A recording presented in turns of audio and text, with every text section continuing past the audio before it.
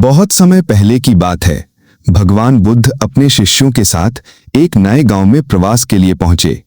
ये गांव देखने में समृद्ध था। अच्छे घर, हरे भरे खेत और हर सुविधा थी। लेकिन आश्चर्य की बात यह थी कि वहां के लोग हमेशा तनाव में रहते थे, आपस में झगड़ते रहते थे और कभी मुस्कुराते नहीं थे। गांव का मुखिया बुद्ध के पास आया और बोला, हे भगवान, हमारे पास धन, संसाधन, परिवार सब कुछ है, फिर भी हमारे जीवन में शांति नहीं है। हम हमेशा किसी न किसी बात को लेकर परेशान रहते हैं। कृपया हमें समाधान बताइए। बुद्ध मुस्कुराए और बोले, मैं तुम्हें उत्तर दूंगा, लेकिन उससे पहले मुझे तुम्हारी सहायता चाहिए।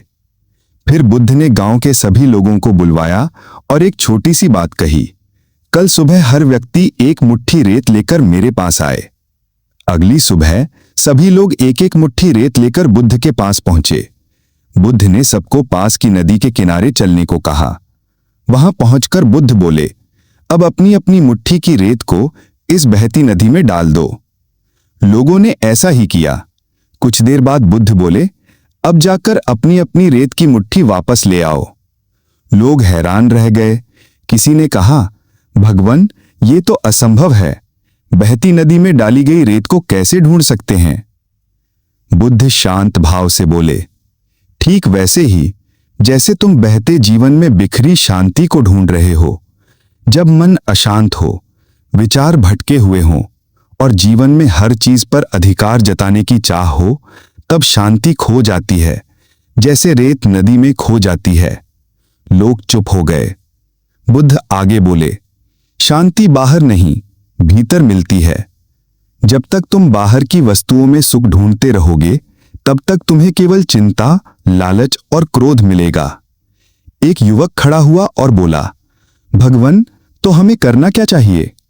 बुद्ध मुस्कुराए और बोले, सबसे पहले अपनी अपेक्षाओं को कम करो, दूसरों को बदलने की इच्छा छोड़ो और स्वयं को समझने का प्रयास करो। क्रोध को त्यागो, क्षमा को अपनाओ और हर दिन कुछ समय मौन में बिताओ। जब मन मौन होता है तभी आत्मा की आवाज सुनाई देती है।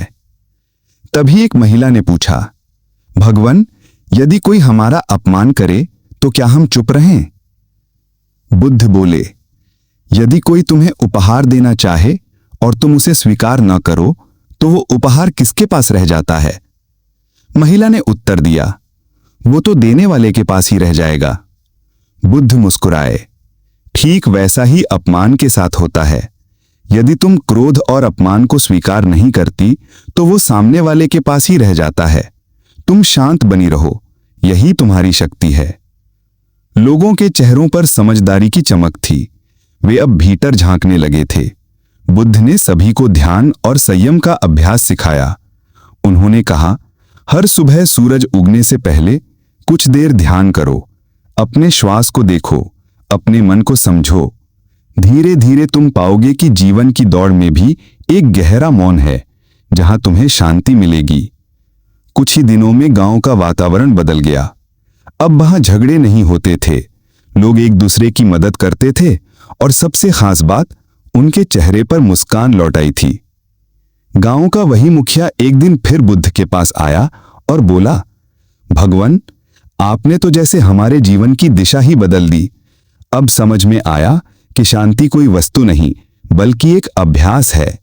बुद्ध मुस्कुराए और बोले, जब तुमने रेत की मुट्ठी को छोड़ दिया तभी तुम शांति के मार्ग पर चले। त्याग ही पहला कदम है शांति की ओर। सीख, शांति बाहर नहीं, हमारे भीतर होती है। जब हम अपने अंदर की बेचैनी को समझते हैं, अपने क्रोध को त्यागते हैं और क्षमा को अपनाते हैं, तब जीवन में सच्ची शांति का अनुभव होता है।